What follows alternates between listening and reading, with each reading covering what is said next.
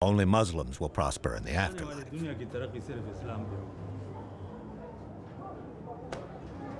Thank you for your time. You're not angry with me, are you? Angry? I'm the one who came with the questions. Why should I be angry? Come and see me from time to time. You want to see me again?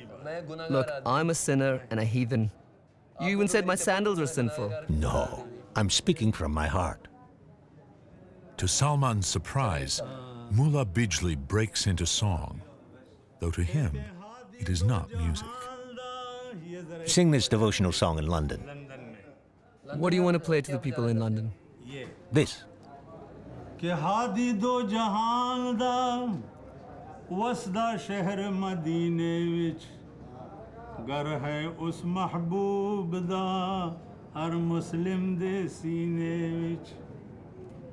जिस दे दिल विच कुफर ते कीने उसने निवाना शहर मदीने सारी उम्र गुजारे बेड़ा कुफर हसद ते कीने विच अर्श कुर्सी लौह कलम बेशक नाले बैतुल हरम आला रुतबा उथे होसी हजरत जिस ज़मीने विच अबू बकर फारूक गनीदा बन जा खादिम Shah.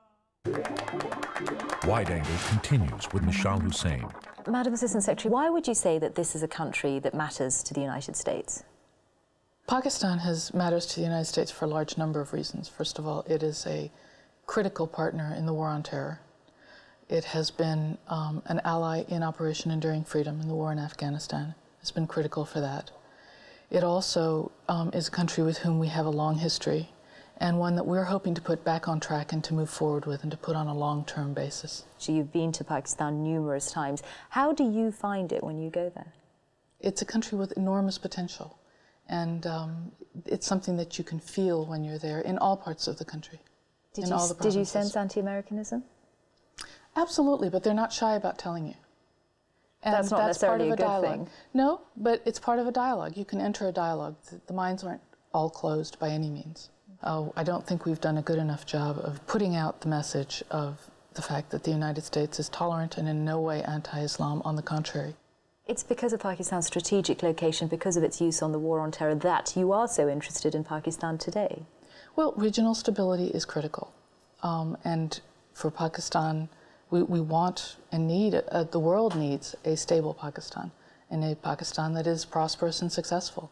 Let's talk for a moment about the changes in US policy towards Pakistan since September the 11th. That was a day on which everything changed for Pakistan. Its relationship with the United States completely changed. Absolutely. Prior to 9/11, Pakistan had been under a raft of sanctions, which the U.S. had we'd been trying to lift some of them, and the legislation was in place to lift it. The 98 sanctions were put in place because of the nuclear tests on both India and Pakistan, and they were the ones that were being lifted.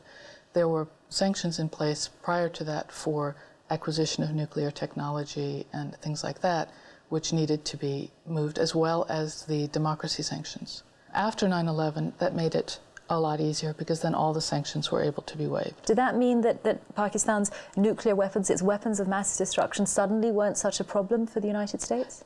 We have accepted the fact that both these countries have nuclear weapons, and what we hope to do is to convince them both to adhere to international norms with respect to that, and to limit the number and hopefully start to disarm as time goes by. Isn't the reality of Pakistan today, though, in some ways the United States' worst nightmare? This is a country which has weapons of mass destruction, has an active nuclear weapons program. It's also a country where an extremist Islamic movement is becoming increasingly popular.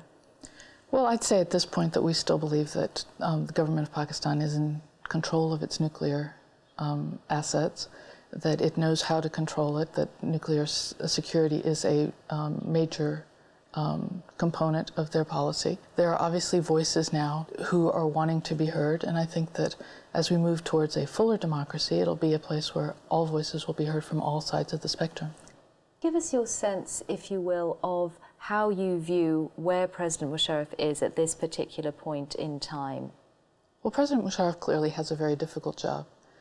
He has a regional situation that is not yet calm. However, we hope that he will be a force for stability in the region.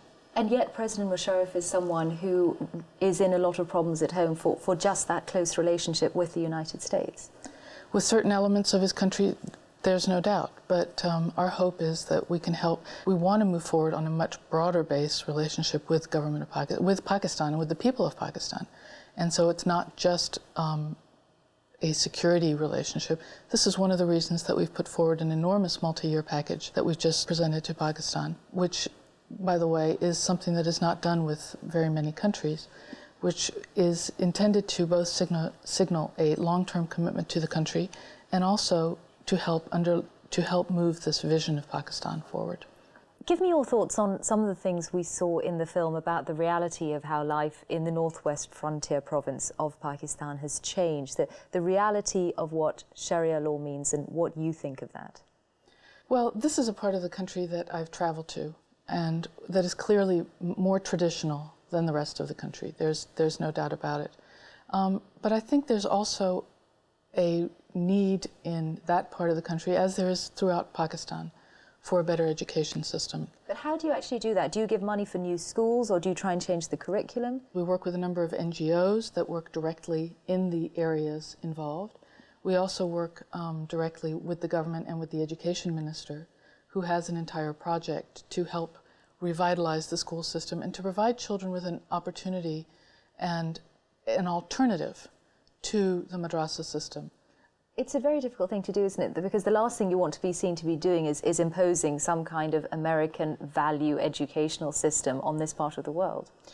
That's not at all what we're trying to do. On the contrary, what we'd like to do is give opportunities, present more opportunities to the children and to the poor people to have something when they get out of school. If you broaden the curriculum, their job opportunities will expand exponentially, obviously. But 50% of the package that you just gave to Pakistan is still earmarked for the military.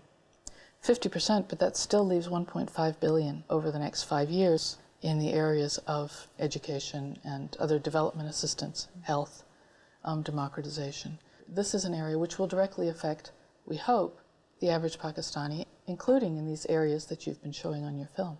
What do you make of one of the things we saw in the film, the direct claim that a part of Islam is the fact that women should stay in the home? Well, I'm not in a position to interpret Islam by any means, so I wouldn't even think to do that. But clearly, it is not a position taken by the vast majority of Muslim countries around the world. And we've seen what happens under those circumstances. We saw that under the Taliban, and that is something that obviously, especially as a woman, we really would like to discourage. Do you think that these parties are the Taliban of Pakistan? I'm not sure that the exact thing can carry from one country to the other. Every country has its own peculiarities. But certainly a situation where women are kept from working, kept from school, and kept in the home is something that we really would like to not see happen to Pakistan. It strikes me as being a very difficult thing for the United States to do to try and combat the rise of extremist Islam, because this is never going to be a secular nation. No one is looking for it to become a secular nation. It's an Islamic republic. It is absolute, and the United States is a country that has many faithful of many different religions. What we would like to see is tolerance. What we'd like to see expanded is tolerance throughout the country, so that there's no one is imposing any particular